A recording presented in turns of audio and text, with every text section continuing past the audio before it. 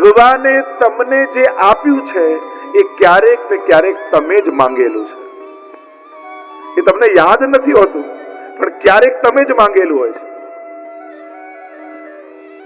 એ ક્યાંક આપણે ભૂલી જઈએ છીએ, પણ ક્યારેક ને ક્યારેક એ આપણે જ માંગેલું હોય છે. જ્યાં મારાની વૃત્તિ હોય ત્યાં યુદ્ધ થાય, અને એટલે જ ગીતાજીના અંતમાં યુદ્ધ છે. અને જ્યાં તારાની વૃત્તિ હોય, ગોપી ગીતમાં શરૂઆત જ ગોપીજનો કરે કે તારા છે અને તારા જ છે, અને એટલા માટે ત્યાં રાસ છે. અહીંયા શરૂઆત જ મોંમાં અંધ બનેલો ધૃતરાષ્ટ્ર કરે, ધર્મ ક્ષેત્રે ધર્મથી પ્રારંભ કરે. અને એટલે તો તુલસીદાસજી તો કહું, ધીરજ ધર્મ મિત્ર નું નારી, આફત કાલ પરખીઓ ચારી. ધર્મ શબ્દ બોલ્યો તો ખરા, પણ હવે જ તો પરીક્ષાની ઘડી છે ધર્મની. તમે શાંતિથી અનુકૂળ સમયમાં ઘરે બેઠા હો ત્યારે તો બધાય ધાર્મિક હોઈ શકે. ઘણા લોકો કે આપણને કોઈ છેડે નહીં તો ગુસ્સો ના આવે, તો કોઈને ના આવે, તો કોને આવે? કે આપણને કોઈ આમ છંછેડે નહીં તો ના આવે, તો કોઈને ના આવે. સદગુણોની ચકાસણી વિપરીત સંજોગોમાં જ હોય છે. આપણે કેવા છીએ એ ક્યારે તારણ કાઢીએ? જયારે કોઈ છંછેડતું ના હોય, એટલા સારા મૂડમાં હોઈએ અને સોફામાં બેઠા હોય, બધી સારી ભાવનાઓ નીકળે ને, ત્યારે માનીએ કે હું આવો છું. આપણે કેવા છીએ એનું પરીક્ષણ વિપરીત સંજોગોમાં કરવું છે. જ્યારે વિપરીત સંજોગોમાં આપણી અંદર કેવી ભાવનાઓ જાગે છે, આપણે એવા જ છીએ. અને એટલા માટે બહુ અનુકૂળ સંજોગોમાં પોતાનું તારણ નહીં કાઢવું, અને પોતાના વિશે તો જરાય ઉતાવળ નહીં કરવી. સંજોગ પોતાનું વ્યાખ્યા આપવામાં ઘણી વાર ચેક કરવા પડે. હવે હીરો કેવો છે કોઈ આમ જોઈને થોડી કે સોનું કેટલું છે, એમ ઘસે જ ને. અને ઘસાય પછી તો તારણ નીકળે ને. એટલે જ્યારે ઘસાવાના હોઈએ ત્યારે જ આપણો ટચ નીકળે કે આ કેટલા ટચનો છે. સોનું તો છે જ. અને એટલા માટે આ વિપરીત સંજોગોમાં આપણો પરિચય છે કે વિપરીત ધીરજ ધર્મ. એટલે કહું, ધર્મ બોલ્યા તો ખરા ધૃતરાષ્ટ્ર, પણ હવે જ તો પરીક્ષા કરવાનો સમય છે કે જ્યારે યુદ્ધ શરૂ થશે, સામ સામે પક્ષો એમ તો પોતાના જ છે, પણ ધર્મનું પરીક્ષણ હવે થવાનું છે. એટલે ધર્મ ક્ષેત્રે કુરુક્ષેત્ર. એટલે કહ્યું કે આ કુરુક્ષેત્ર હવે ધર્મ ક્ષેત્ર બનવાનું છે, કારણ કે ધર્મની પરીક્ષા વિપરીત સંજોગોમાં જ થવાની છે. અને યુદ્ધ એટલે લડાઈ જ નહીં, યુદ્ધ એટલે દ્વંદ્વ. જ્યાં બે પક્ષો હોય અને નિર્ણય એકે જીતવાનો હોય, કરવાનો હોય, એ યુદ્ધ છે. અને યુદ્ધ કેવલ શારીરિક જ નથી હોતા, માનસિક યુદ્ધો તો દરરોજ આપણા ચિત્તમાં ચાલતા હોય છે. આ માનસિક યુદ્ધો સદાય છે કે જ્યાં બુદ્ધિ છે, જ્યાં બુદ્ધ છે, યુદ્ધ પણ છે. બુદ્ધિશાળી લોકો 5 જણા ભેગા થાય, એમને એક મત પર લાવવા અઘરા જ છે, કારણ કે બુદ્ધિવાળા છે. દરેકનો પોતાનો વિચાર છે, દરેકની પોતાની સમજ છે. પણ સમજવાનું એ જ છે, વિરોધ હોઈ શકે, વેર ન થવો જોઈએ. વિરોધ તો હોય, જુદા વિચારો થવા બુદ્ધિમાનોમાં બહુ સહજ છે, સ્વાભાવિક છે. કોઈ એમ ન કહી શકે કે બધાએ એક જ ટાઈપનું વિચારવું. એ તો મૂર્ખ લોકો ભેગા થાય તો કે તમે થાય એમ કરી લેજો. સમજદારો ભેગા થશે ત્યાં 4 નવા વિચારો આવવાના જ, અને સાંભળવાની તૈયારી પણ રાખવી જોઈએ. પણ એ વિરોધ વેર ન બની જાય, વૈવિધ્ય વેર ન બની જાય. વિવિધતા દુનિયામાં ભગવાને જ બનાવેલી છે.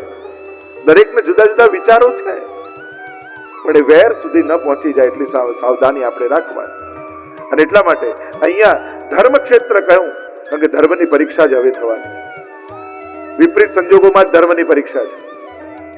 તમારા નિયમો, તમારા પાઠ, તમારી સેવા અનુકૂળ સંજોગોમાં તો બધું કરી શકશો. તમારી સદભાવના, તમારા સારા વિચાર. મંદિરમાં આવીને તો બધાને સારા વિચારો આવે, પણ એ તો પ્રેક્ટિસનું ગ્રાઉન્ડ છે મંદિર. તો સાચું યુદ્ધ તો ઘરે જઈને જ હોય છે. જમવાનો ટાઈમ થઈ ગયો ને ભૂખ્યા થઈને ઓફિસેથી ઘરે આવ્યા હો અને જમવામાં અડધું કલાક પીરસવામાં મોડું થાય, ત્યારે તમે કેટલા શાંત રહી શકો છો?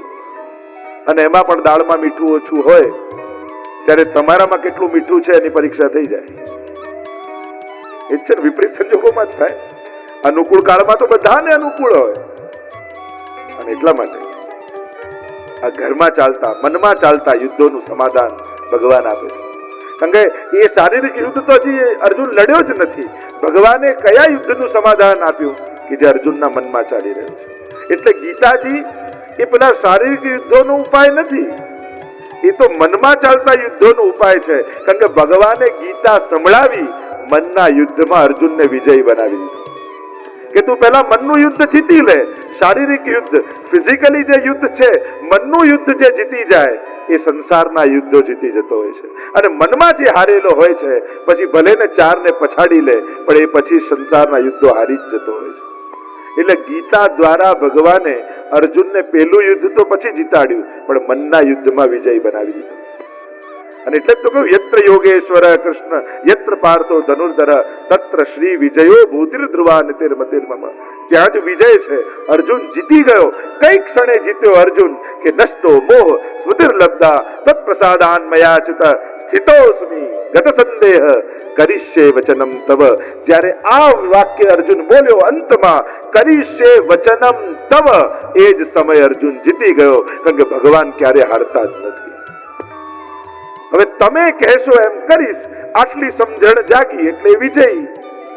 આપણે અહીંયા બેઠા છીએ બધા જ કઈ ક્ષણે જીતીએ છીએ જગતમાં કે જ્યારે આ સમજ આવી જાય, તમે કહેશો એમ કરીશ, આ સમજણ આવી પછી આપણને કોઈ હરાવી ન શકે. કારણ કે ભગવાન કોનાથી હારે? અને ભગવાન જીતાડે જ. અને ભગવાનની જીત એ જુદી છે. વસ્તુ મળી જાય એ જીત નથી, ગાદી મળી જાય એ જીત નથી, બીજા હારી જાય એ જીત નથી. જીતની વ્યાખ્યાઓ આજે જુદી કરવી પડશે. વિજય કોને કહેવાય, જીત કોને કહેવાય? કારણ કે બીજાને હરાવીને આનંદ કરીએ તો એ વિજય કેવો? આપણી જીતમાં જ્યારે કોઈની હાર ન હોય એ જ સાચી જીત છે. જ્યાં સુધી આપણી જીતમાં કોઈની હાર હશે ત્યાં સુધી વિજય કેવો? તો એ બધી ચર્ચાઓ તો આગળ જેમ નીકળશે એમ કરીશ. પ્રવેશ કરીએ ધર્મ ક્ષેત્રે કુરુક્ષેત્ર. આ શરીર કુરુક્ષેત્ર છે. કારણ કે સવારે ઉઠીએ ને રાતના સૂઈએ ત્યાં સુધી આ કુરુક્ષેત્ર છે અને કંઈક કરવું છે. જન્મ લઈએ અને મૃત્યુ પામીએ ત્યાં સુધી આ કુરુક્ષેત્ર છે. આ ઇદમ શરીરમ ક્ષેત્રમિત્યવિધીયતે. આ જ ક્ષેત્ર છે અને કંઈક ને કંઈક કરવું છે. જો માણસ તો એટલો નબળો છે, એટલો અશક્ત અને એટલો અસમર્થ છે કે પોતાનું બર્થ સર્ટિફિકેટ લેવાય પોતે નથી જતો અને ડેથ સર્ટિફિકેટ લેવાય પોતે નથી જઈ શકતો. આ બંને બીજા જ લેવા જાય. જન્મ્યો ત્યારે બાળક પોતે લેવા જાય કે લાવ મને આપો ના. આપણે તેટલા અસમર્થ છે. માણસનું ગાડું હંમેશા બીજાના ભરોસે જ ચાલે છે. અને જુઓ ને, તમારી સાથે કામ કરનારા આટલા માણસો તમારી જોડે ન હોય તો આટલું મોટું કામ કરી શકો. અને આ બધી 84 લાખ યોનીમાં માણસ જ એક એવો છે જે હંમેશા બીજાના ભરોસે જીવતો હોય. માને એમ થાય દીકરો બધું કરશે, પતિ પત્નીને એમ થાય પતિ બધું કરશે, ભાઈને એમ થાય કે ભાઈ બધું કરશે, બોસને એમ થાય કે કામવાળા બધું કરશે. હંમેશા બીજાના ભરોસે. ક્યારે તમે એવું સાંભળ્યું કે સિંહે કામમાં 4 શિયાળોને રાખ્યા? જંગલનો રાજા હું, ચલો 4 શિયાળ, કોઈ મારું આ સંભાળશે, આ સંભાળશે, આ સંભાળશે. ક્યારે તમે કોઈ પ્રાણીમાં એવી આશા જોઈ કે મારું બચ્ચું મારું બધું કરશે? કોઈ કૂતરાને ગલુડિયા માટે એવી આશા રાખતે જોયું? કોઈ બિલાડીને એના બચ્ચા માટે રાહ જોયું? આ સંબંધોની અપેક્ષાઓ માણસ સિવાય બીજા કોઈ પ્રાણીમાં નથી. ક્યારે કોઈ ઘોડાને એમ થયું કે સામે મારા વેવાઈ આવે સાચવવા પડશે? કોઈ પ્રાણીમાં કોઈ સંબંધોની અપેક્ષા જોઈ? અને આ બધા પ્રાણીઓ કરતા સૌથી વધારે ટેન્શનમાં માણસ જ લાગે છે. કારણ કે એનું જીવન જો પેલો કહે જિંદગી ગઈ છે સહારે સહારે અને જનાજો છે કાંધે કાંધે. સાહિત્યકારો કહે છે કે આ જિંદગી સહારે સહારે જ ગઈ છે. કોઈના ભરોસે માણસ જીવે છે. અને દુઃખનું સૌથી મોટું કારણ જ આ છે કે માણસનું જીવન બીજા માણસના ભરોસે હોય. આપણું બધું જ કાર્ય બીજાના ભરોસે. અને ઘણા એટલા માટે ઇન્ડિયા છોડીને અમેરિકા નથી જતા કે ત્યાં કામવાળા નથી મળતા. ઘણા લોકોને એવું હોય અરે ત્યાં જઈશું તો શું થશે કે કોઈ કામવાળા તો મળતા નથી. ઘણાએ ખુલેલી ફાઇલો બંધ કરાવી દીધી, ખાલી એક જ કારણ. આપણે તો થિંકિંગ જુઓ ને કે માણસ કામથી પુરુષાર્થથી બચવાનો પ્રયાસ કરે, પણ એ ભૂલી જાય છે કે શાંતિ પુરુષાર્થમાં છે. એટલે વિદ્વાનો વિચારકો એ કહે છે કામ કરવાનો થાક નથી હોતો, કામ પૂરું કરી દો તો શાંતિ લાગે. જે દિવસે તમે કામ પૂરું કરી દો તો કેવો આનંદ થાય, આજે કામ પતી. આપણે જે અધૂરા કામો મૂકીએ છીએ ને, થાક એનો જ હોય છે.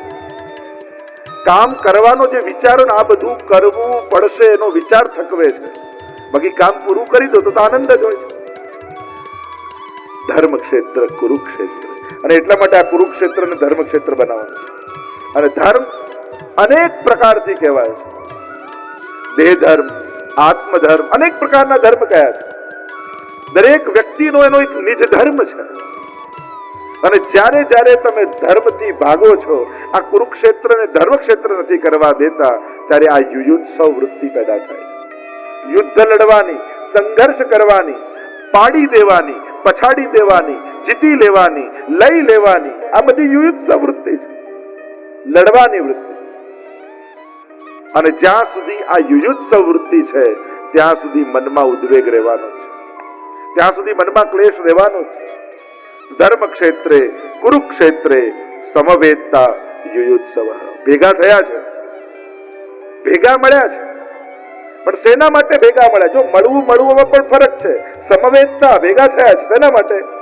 યુયુત્સવ, યુદ્ધની ઈચ્છા વાળા. બે જણા દિલથી મળે તો મજલિસ છે મરીઝ, દિલ વિના લાખો મળે તો એને સભા કહેતા નથી. મળવું તો ઘણી વાર ઘણા જોડે થાય, પણ દરેક જોડે મળવાનું કારણ જુદું હોય. તમે રોજ કેટલા લોકોને મળો છો, પણ જ્યારે આજે આપણે બધા ભેગા થયા છીએ એનું કારણ કંઈક જુદું છે. રણ સંગ્રામમાં ભેગા થયેલા કૌરવ અને પાંડવો સમવેતતા છે, ભેગા થયા છે. ભાગવતજીમાં પણ ભેગા થયા છે 88,000 ઋષિઓ, પણ બંનેના મળવામાં કેટલો ફરક છે. ક્યાંક શાસ્ત્રોનું દોહન કરી જીવનનો સાર કાઢવાની વાત છે, અને ક્યાંક એકબીજાને મારી, પછાડી, લડી અને જીતી લેવાની વાત છે. અને એટલા માટે જ ભાગવતજી એ પારમહંસ્યામ સહિતાયામ, પરમહંસોની સહિતા છે. એ તો મુમુક્ષુઓની કથા છે, આ યુયુત્સુઓની કથા છે. સમવેતતા યુયુત્સવ, યુદ્ધની લડવાની ઈચ્છા વાળા. શાંતિ પર્વ મહાભારતમાં જ, શાંતિ પર્વમાં વેર કેમ બંધાય એના 5 કારણ આપ્યા છે. યુદ્ધ કેમ થાય, લડાઈ કેમ થાય, 5 નિમિત્ત આપવામાં આવ્યા. શાંતિ પર્વમાં કહ્યું વૈરમ પંચમુત્થાનમ તશ્ચ બુદ્ધ્યંતિ પંડિતાઃ. 5 કારણ બતાવ્યા. આ 5 કારણે વેર થાય. પહેલું કારણ સ્ત્રી કરતમ, સ્ત્રીને કારણે થયું હોય. બીજું ને કારણ ઘર અને જમીનને કારણે. દુનિયામાં જેટલા ઝઘડા થાય છે ક્યાંક આ 5 નિમિત્તે થાય. ઘર અને જમીનને કારણે, રાજ્ય જોઈએ છે. ત્રીજું કારણ કઠોર વાણીને કારણે, વાગજમ, બોલવાને કારણે. બોલેલું ક્યારે પાછું વળતું નથી. બોલવામાં માણસ હંમેશા ધ્યાન રાખે. કમથી કમ એટલું તો નક્કી કરું કે બોલીને વેર નથી કરવું. અંગે આપણા હાથમાં છે. વાગજમ. ચોથું કારણ કયું? રસાપતના અપરાધમ. એક જાતિગત વેરને કારણે, જે પૂર્વજોથી જાતિગત વેર બંધાયેલો હોય. અને 5મું કારણ આપ્યું કોઈક સમયે થયેલા અપરાધને કારણે. શાંતિ પર્વમાં પૂજની ચીડિયા અને જ્યારે સંવાદ આવે છે એમાં 5 કારણ વેરના આપે. મહાભારતના યુદ્ધના કારણો તમે જોવા જાઓ તો આ 5 માંથી ઘણા બધા કારણો તમને મળશે. એમ પ્રસિદ્ધ વાત તો એ છે ને કે જ્યારે દ્રૌપદીના મુખમાંથી એટલું નીકળ્યું કે આંધળાનો દીકરો આંધળો, એ વાક્ય, એ એક વાક્ય ક્યાંક મહાભારતના યુદ્ધનું બીજ બની ગયું. એક નાનકડું બીજ, એક વાક્ય, અને એનું આખું ફળ જ્યારે મળ્યું ત્યારે આ યુદ્ધ રૂપે સામે આવી. અને એટલા માટે બહુ જ સાવધાન રહેવું. માનસિક યુદ્ધથી શરૂ થાય. સૌથી પહેલા મનથી વેર બંધાય અને વેર પછી યુદ્ધમાં ફેરવાય છે. 5 કારણ આપ્યા. મામકાહા, ધૃતરાષ્ટ્ર પૂછે છે મારા, પાંડવાશ્ચૈવ અને પાંડવો કિમ અકુર્વત સંજય, શું કરી રહ્યા છે? મારાથી શરૂઆત થઈ. જો મનમાં જે ધૃતરાષ્ટ્રના છે ને વાણીમાં નીકળી ગયું. જે મનમાં ચાલતું હોય ને એ વાણી દ્વારા નીકળી જ જાય. જે તમારા મનમાં ચાલતું હશે એ બોલાઈ જ જશે કોઈ ને કોઈ રૂપે. અને એટલા માટે ધૃતરાષ્ટ્રની અહીંયા વાણી નથી, એનો વિચાર બતાવે છે. એનો મનનો વિચાર કેવો છે એ પહેલેથી પોતાના ઘરના લોકોમાં વેર જોઈ રહ્યો છે. નહીં તો કહી શકે કે મારા કુટુંબીજનો શું કરી રહ્યા છે, પણ ન કહ્યું મારા ને એ શું કરે છે. અહીંયા જ ભેદ બુદ્ધિથી શરૂઆત થઈ છે. મામ કહા પાંડવાશ્ચૈવ કિમ અકુર્વત સંજય, એ શું કરી રહ્યા હતા એમ જ્યારે વાત કરી. અને હવે સંજય કહેવા લાગ્યો, કારણ કે મારા પહેલા આવ્યું ને, મામકાહ પાંડવાશ્ચૈવ, મારા એટલે જે પ્રશ્ન પહેલો પૂછાયો હોય એ તરફ દ્રષ્ટિ સંજયની પહેલી ગઈ. મારા શું કરે છે, પછી પાંડવાશ્ચૈવ એટલે સીધું સંજયે જોયું દુર્યોધન. નહીં તો કયું હોત તો સીધું પાંડવોનું વર્ણન થાત, યા સીધું અર્જુનનું, યા પછી ભગવાનની વાત કરે. પણ જે પ્રશ્ન પૂછાયો હોય પહેલા ત્યાં સંજયે જોયું. એવી દિવ્ય દ્રષ્ટિ મળી છે કે જે વાત કાઢવામાં આવે ત્યાં નજર જાય. અને એટલા માટે મામકાહ જ્યાં કહ્યું કે મારા શું કરે છે એટલે સંજયે સીધું દુર્યોધનને જોયું. અને દુર્યોધન વજ્ર વ્યૂહમાં ગોઠવાયેલી સેનાને જોઈ અને દ્રોણાચાર્ય પાસે આવ્યો છે. સેના માટે આવ્યો છે એના આગળ કારણ કહીશું 3જા શ્લોકમાં. મનમાં ગભરાટ છે દુર્યોધન, અને એમના મનમાં વેર જાગે એટલા માટે દ્રોણાચાર્ય પાસે આવ્યો. કારણ કે સેનાપતિને જે આગળ હોય, યુદ્ધના મુખ્ય યોદ્ધાઓ હોય, એને જોશ ચડાવવું પડે રાજા. 3 કારણ આપ્યા દ્રોણાચાર્ય પાસે પહેલા આવવા માટે. અને બહુ યુક્તિપૂર્વક વાત કરે છે. જેમ ભગવાને અર્જુનને એવી જગ્યાએ જઈને રાખ્યો ઉભો કે જ્યાં એને મોહ જાગે. અને દુર્યોધન પણ એવી જ યુક્તિ કરે છે કે કોને યાદ અપાવે છે તો કહું, હે ગુરુદેવ, આપના બુદ્ધિમાન એવા શિષ્ય દ્રુપદ પુત્ર દૃષ્ટદ્યુમ્ન વડે વજ્રવ્યૂહ આકારે ઉભી કરાયેલી આ પાંડુ પુત્રોની આ વિશાળ સેનાને આપ જુઓ. જાણી કરી દ્રુપદ પુત્રની વાત કરી. કારણ કે દ્રોણાચાર્યને સૌથી મોટો વેર કોઈની જોડે હોય તો દ્રુપદ સાથે છે. આખી મહાભારતની કથા છે, હમણાં એનો વિસ્તાર નહીં કરું, એ તો વિષયાંતર થશે કે જ્યારે બંને મિત્રો હતા અને મદદ માંગવા ગયા અને અપમાન કર્યું દ્રોણાચાર્યજીનું આ દ્રુપદે, અને ત્યારે બહુ મોટો વેર બંધાયો છે દ્રોણાચાર્ય. આખી મહાભારતની કથા જુઓ તો એવી ગૂંથેલી કથા છે, બધાનો એકબીજા સાથે કોઈ ને કોઈ પ્રકારનો સંબંધ છે. અને દુર્યોધન એમને જોશ જાગે, વેર જાગે એટલા માટે કહે કે જો આ પાંડવોની રક્ષાયેલી, કોનાથી રક્ષાયેલી? દૃષ્ટદ્યુમ્ન જે દ્રુપદનો પુત્ર છે એની વ્યૂહ આકારે રચાયેલી આપ સેનાને જુઓ. એટલે પહેલું કારણ તો દ્રોણાચાર્ય પાસે જઈને દૃષ્ટદ્યુમ્નનું નામ લેવાનું કારણ એ બતાવ્યું કે એને દ્વેષ જાગે, લડવાની ઈચ્છા જાગે. બીજું એટલા માટે કહ્યું કે ગુરુ છે અને સૌથી પહેલા ગુરુને જઈને વંદન કરવા જોઈએ કે આ યુદ્ધની શરૂઆત થવા જઈ રહી છે. ત્રીજું કારણ એ બતાવ્યું કે પોતાની સેનામાં કોણ કોણ છે એનો પરિચય દ્રોણાચાર્યજીને થઈ જાય, કે આપણી સેનામાં કેવા કેવા બળવાન લોકો છે એનો પરિચય કરાવવો છે. અને આ 3 કારણથી ગયા અને દુર્યોધન આગળ પરિચય કરાવવા લાગ્યો કે આ કોણ કોણ સેનામાં સામેના પક્ષે છે અને આપણા પક્ષે છે. અને સૌથી પહેલો મનમાં ગભરાટ હોય ને તો સામેનો વિચાર પહેલા આવે. અને ગભરાયેલો વ્યક્તિ બોલે બહુ. તમારા મનમાં કોઈ બીક હોય ને તો રોજ કરતા તમે વધારે બોલશો. તમારે કંઈ છુપાવવું હશે ને તો રોજ કરતા વધારે બોલશો. જરૂર નહીં હોય એ વાતોની પણ ચોખવટ કરવા લાગશો. જો તમારા મનમાં કંઈક ટેન્શન હશે ને તો વધારે વધારે વધારે વધારે બોલવા લાગશો. કારણ કે તમારે મૂળ મુદ્દો છુપાવવો છે. અહીંયા દુર્યોધનને પણ ભય છે. એને પણ ખબર છે કે આ જેટલા મોટા મોટા મહાપુરુષો મારી સેનામાં ઊભા છે, દરેકના હૃદયમાં સોફ્ટ કોર્નર પાંડવ માટે છે. ભીષ્મજી પાસે તો જઈને દુર્યોધને કહેલું પણ ખરા કે આ બરાબર યુદ્ધ લડતા નથી. એકવાર આવ્યો, યુદ્ધ ચાલી રહ્યા હતા ને આવ્યો ને ભીષ્મજીને કહેવા લાગ્યો કે દાદાજી આ પક્ષપાત કરો છો. શેનો પક્ષપાત? આટલા આટલા કૌરવ મરી ગયા અને આ એકે પાંડવ મર્યો નથી, આ પક્ષપાતથી યુદ્ધ લડો. અને ત્યારે ભીષ્મજીએ કહ્યું કે હવે હું તને વચન આપું છું કે કાલે અર્જુન જોડે હું ભયંકર યુદ્ધ કરીશ. અને જ્યારે આ વચન પાંડવની છાવણીમાં ગયા કે ભીષ્મજીએ કહ્યું છે કે ભયંકર યુદ્ધ પાંડવ સાથે કરવાના છે અને અર્જુન જોડે કરવાના, એટલે બધાને બીક બેસી ગઈ કે કાલે અર્જુનને ખતરો છે. ભીષ્મજીએ વચન પ્રતિજ્ઞા આપી છે. અને ભગવાને તાત્કાલિક બધાની સભા બોલાવી, મીટિંગ બોલાવી, ચર્ચા કરવા લાગ્યા. રાતમાં અડધી રાત સુધી બધા પાંડવોની વચ્ચે મંત્રણા કરે છે કે કાલે યુદ્ધની નીતિ આપણી કેવી હોવી જોઈએ. અને બધા જોડે જ મંત્રણા કરે છે. એટલામાં ભગવાને જોયું કે બધા પાંડવો બેઠા છે, અર્જુન નથી. ભગવાનને આવ્યો ગુસ્સો કે જેના માટે આ અડધી અડધી રાતના અમે જાગીએ છે, પેલો ગયો ક્યાં? તો કહીએ કે હોય તો શાંતિથી સૂતો છે. અને હવે તો ભગવાનનો પિત્તો ગયો, હમણાં જગાડું છું. જઈને સુએ છે કે એના માટે અમે જાગીએ, ચિંતા કરીએ. દોડતા દોડતા ભગવાન આવ્યા અર્જુનની છાવણીમાં અને ઘસઘસાટ સૂતો તો અર્જુન હલાવ્યો, ઉઠાડ્યો, ઉઠ. તો પ્રભુ અડધી રાતના આપ અહીંયા અને તું સૂતો છે? હા પ્રભુ, અમે તારા માટે જાગીએ છીએ, તને ખબર છે કાલે શું થવાનું છે?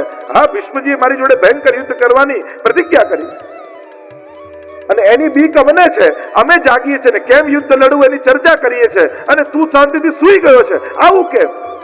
ત્યારે અર્જુન બે હાથ જોડીને બોલ્યો કે જેની ચિંતા કરવા માટે ભગવાન જાગતા હોય એને તો સૂઈ જ જવાનું હોય. કે મારી ચિંતા કરવા માટે આપ જાગો છો, પછી હું મૂર્ખો છું કે જાગું? જેની જવાબદારી આપે લીધી હોય એને તો નિશ્ચિંત થઈને સૂઈ જવાનું હોય. મહાપ્રભુજી આજ તો વૈષ્ણવને સમજાવે છે, સર્વ સમર્પણ કરી પ્રભુ તમારા માટે જાગે છે, પછી તમારે શેની ચિંતા કરવાની? સર્વ સમર્પિતમ ભક્ત્યા કૃતાર્થોસી સુખી ભવ. સર્વ સમર્પણ કરીને સુખી થઈ જાઓ. તતો નિશ્ચિત તતામ વ્રજેત. એટલે જ તો કહ્યું કે પ્રભુને સર્વ સમર્પણ કરો, નિશ્ચિત થઈ જાઓ. અહીંયા દુર્યોધનના મનમાં ભય છે અને ભય છે એટલે દ્રોણાચાર્ય પાસે આવીને કહે કે સામે કોણ કોણ છે અને આપણામાં કોણ કોણ છે બધું આપ સ્પષ્ટ રૂપે જાણી લો. કારણ કે દુર્યોધનને બીક છે કે હવે દ્રોણાચાર્યને એટલું ખબર નથી કૌરવના પક્ષમાં કોણ ને પાંડવના પક્ષમાં કોણ, પણ આટલું કહીને ચોખવટ કરે છે દ્રોણાચાર્યને કે તમે અમારા પક્ષમાં છો, ભૂલી ન જતા. કારણ કે જાણે છે કે દ્રોણાચાર્યને પ્રિય અર્જુન છે, ભગવાન છે. દ્રોણાચાર્યનું મન પાંડવ પક્ષે છે. ઘણા એવા શરીરો સામે પક્ષે હતા કે જેમના મન પાંડવના પક્ષમાં હતા. એટલે એ ચોખવટ કરી, દુર્યોધન ચોખવટ કરે છે, યાદ અપાવે છે કે તમે કૌરવ પક્ષમાં છો અને આ બધા સામેના પક્ષમાં છે. તો કોણ કોણ છે સામે પક્ષે ને ગણાવતા દુર્યોધન બોલ્યા